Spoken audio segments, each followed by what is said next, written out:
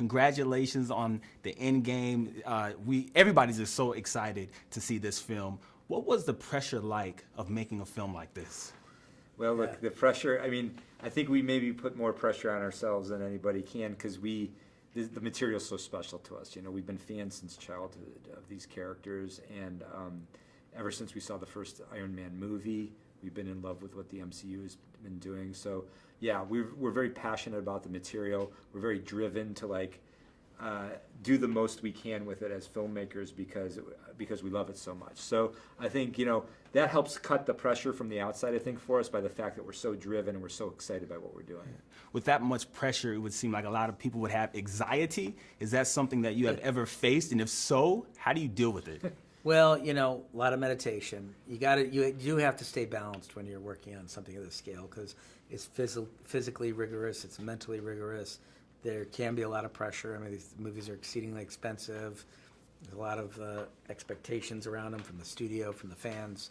So really, at the end of the day, we just work hard at staying centered and and making sure that we have private time and time to rest. Frankly, just getting enough sleep is a big part of it. The other thing we do is at the monitors where we direct, we keep a big bowl of dark chocolate, and at certain times during the day, we just go through them like you can't believe. Yeah, that's wonderful. Most people would say it's not great to work with family, but you guys do that so well. Yeah. What is the secret to I would say having a multi-million-dollar family business? What is that secret?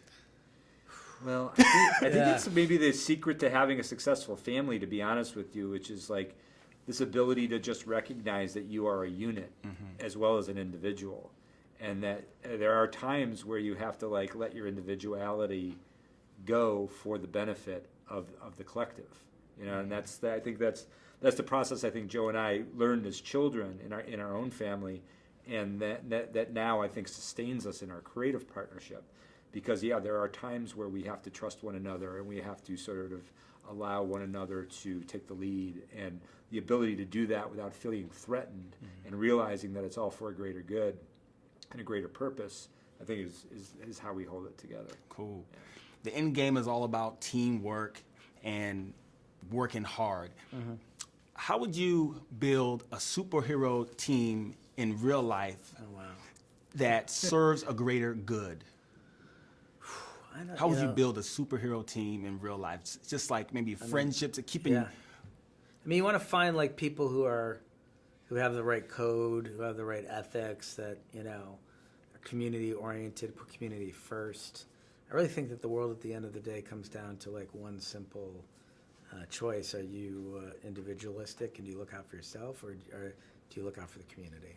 And I think superheroes are people who look out for the community, and this is the only path I understand on how to move forward is the one that's about community and looking out for each other and treating the whole world like it's part of your family. And so I think those would be how you'd assemble superheroes in real life, is find people who have that collective goal. All right. And one more question. What's the best advice or mantra that you live by? Wow. That's a great question. That's a really good question. I think I don't know. You know what? Bet on yourself. Bet on yourself and bet on your abilities and believe in yourself. That's been a really you can get very confused in the process, but it's like the way you always default to something that you can rely on is sticking with your own instincts about where to go and what to do. Thank you. This is great, and I appreciate it. Preston, Thank you. awesome. All right, cool.